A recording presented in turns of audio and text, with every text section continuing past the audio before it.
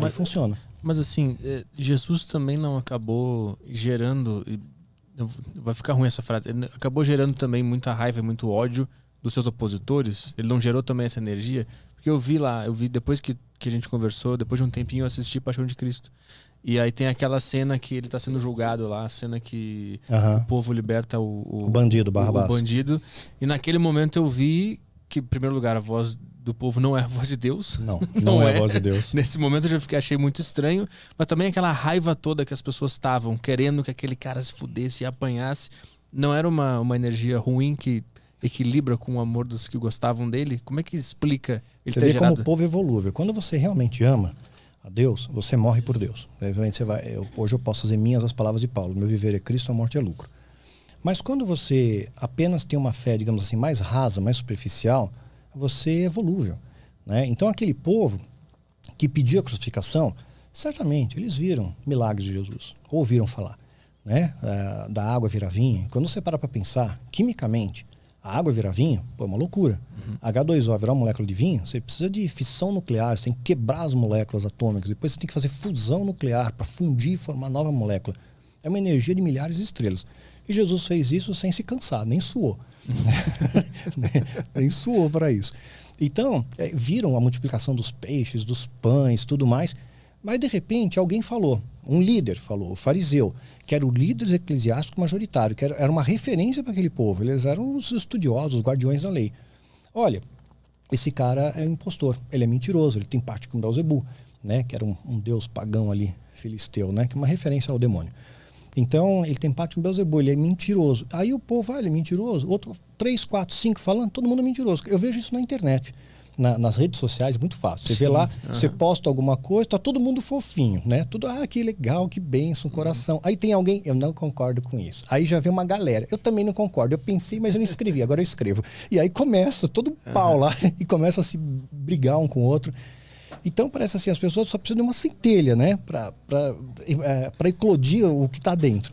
Então jogaram a centelha ali e todo mundo começou a gritar, crucifica. E isso não aconteceu só com Jesus. Pegando um paralelo, os templários surgiram no século XII, eles estavam protegendo, né, Jerusalém dos peregrinos, eram grandes guerreiros, tudo. O começo foi fofinho dos templários, o povo amava os templários, né, eles protegiam, tinham cheio de ideais, eram monges também, né.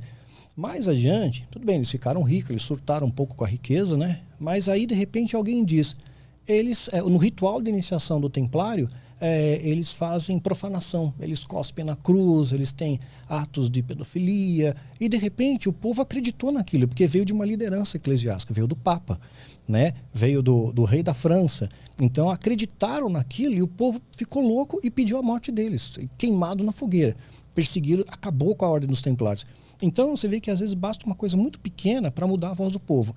Agora, quando você realmente fala do remanescente fiel que ama a Deus, os cristãos do primeiro século, por exemplo, você vê que eles tinham uma fé indestrutível. Podia jogar nas feras, podia queimar, podia perseguir.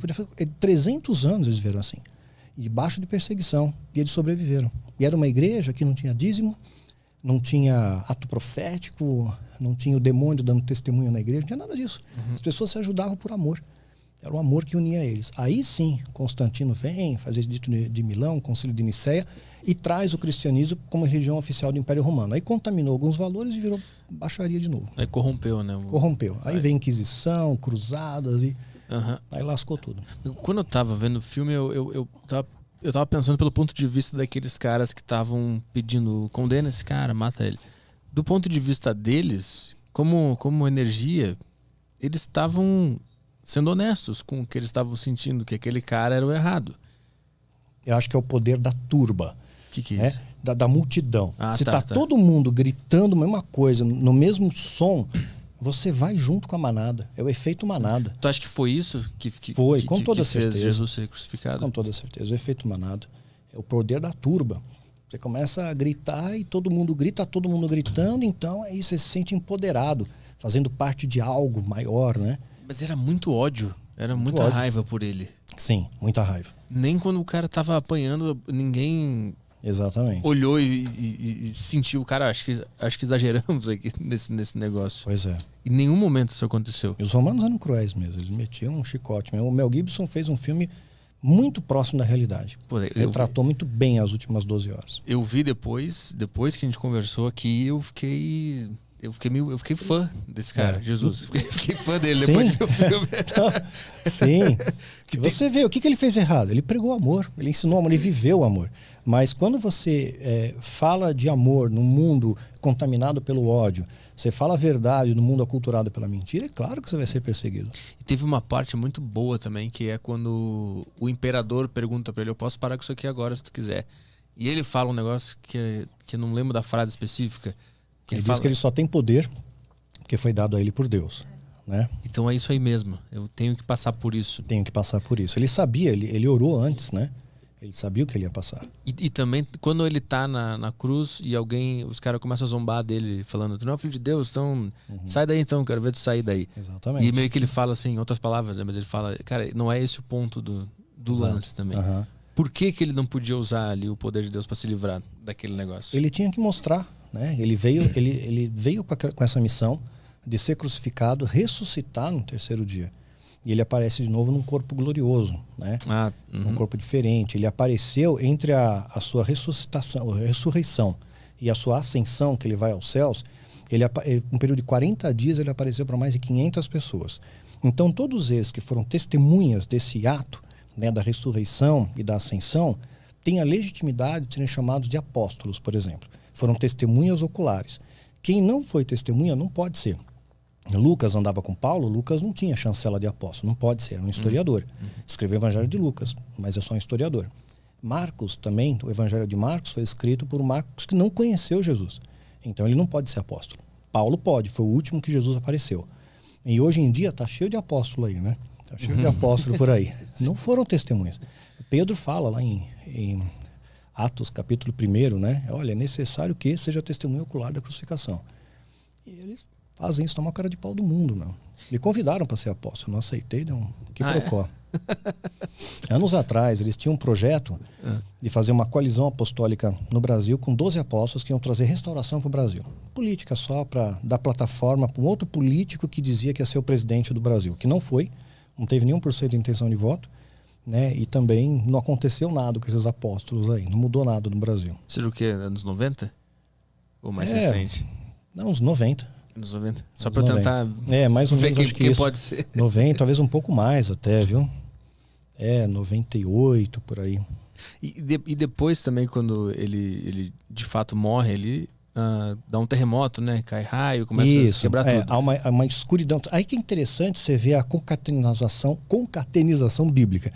Porque quando você pega a referência que houve 3 horas de trevas na Terra, né, humanamente a gente não tem como explicar muito bem isso, que um eclipse não dura 3 horas. Né, mas está escrito que houve trevas, né, da hora sexta à hora nona, seria o equivalente do meio-dia às 3 horas da tarde, depois o véu do templo se rasga, e a partir daquilo ali é uma simbologia, não tem mais o santo dos santos no templo, onde era a presença de Deus. Agora Deus se faz presente em nós, isso é muito legal. E quando você volta lá no Egito, a 9ª praga do Egito foi também escuridão. Teve escuridão sobre toda a terra do Egito, trevas. E Jesus, trevas também. Foi uma concatenização aí. Logo depois das trevas é a morte do primogênito. Morre todos os primogênitos do Egito, exceto aqueles que eram os hebreus, que colocaram sangue nas portas e tal. Aí Jesus pega, e ele é o primogênito, né? Ele é o filho de Deus ali, que veio trazer libertação para o mundo. Então você vê uma alegoria ali. Moisés ele trouxe libertação para aquele povo, e Jesus traz uma libertação para nós de novo. Exatamente na época da Páscoa. Então, muito interessante. Mas o que eu fiquei me perguntando é, depois daquele momento, quando dá terremoto e cai tudo, por que a partir dali não ficou claríssima a mensagem e 1000 anos depois, um monte de tempo se passou e a gente se encontra hoje e a mensagem ainda não foi absorvida e não foi colocada em prática pela humanidade? Pois é. Uma grande parte das pessoas viram aquilo e aceitaram aquilo. Para o soldado romano que perfurou Jesus, para ver se ele estava morto mesmo, que os templários acho que acharam a lança, né? Só que não. Então faz tudo para vender, né? E então ele mesmo fala, verdadeiramente esse homem era justo. Então muitas pessoas ali certamente se converteram, fariseus se converteram. A Bíblia diz, José de Arimateia, próprio era fariseu também, Nicodemos, né? Estava dentro daquela casta farisaica e aceitaram Jesus. Então, mas infelizmente foi uma minoria. né? Como é nos dias de hoje também. As pessoas têm uma fé genuína. Hoje, ao invés de igrejas lotadas, estatisticamente tem 40 milhões, acho que, de evangélicos no Brasil. Mas é só estatística. A gente passar na peneira mesmo, ver quem é cristão de verdade mesmo, sabe? Que procura viver e exalar o perfume do amor, é muito menos. Mas por que é tão difícil do ser humano absorver essa mensagem? Pois é. Se ela é tão simples. Simples demais, não tem segredo. Parece que as pessoas gostam muito da pirotecnia, e o diabo aprendeu isso. Né? Ele aprendeu a fazer esse show. Então vai num culto, na igreja, pô, o culto foi bom? Ah, essa pessoa caiu, rodou, viu o anjo e tal, então o culto foi bom. Se não teve nada, pô, só falou de amor, não teve nada. Não teve a promessa da prosperidade, não teve a unção da cura, vendem a lâmpada ungida, tem o sopro ungido, o cara vendendo um sopro ungido, é ridículo, meu. Sabe? E vende mesmo, tem a pílula de esquecimento, você toma a pílula, você esquece os seus problemas. Ah, é? Que nem aquele negócio do MIB, que o cara te apaga. Então, assim, a pessoa inventa cada uma toalha ungida, a pessoa estava com dívida no banco, eu vi o testemunho do cara, ele passou a toalhinha assim na tela do banco, a dívida sumiu. Quer dizer... O cara fez o Photoshop ao vivo. Brincadeira. Não, ele só falou, não mostrou nada, né? Ah, ele só falou, não mostra, pior ainda. Não mostra. Pensei que ao menos tinham feito um... Que é nada, um então... pra... Então, um assim, GIF. o povo vai... Esses dias mandaram pra mim um vídeo, um pastor, claro, ensaiado com outro cara lá, fingindo que tava jogando poderes no cara, o cara rodava, o cara caía, o cara pulava, ele fazia o gesto e o cara rodava, né? E, sabe, pra quê? E o povo aplaudindo, meu. Uau, que incrível. Pô, põe esse cara no UFC. Ele não precisa encostar em ninguém. Ele ganha. Leva o cinturão na boa. Tô só nos poderes ali. O cara é o Raiden no Mortal Kombat. Pois Raiden. Raiden do Mortal Kombat.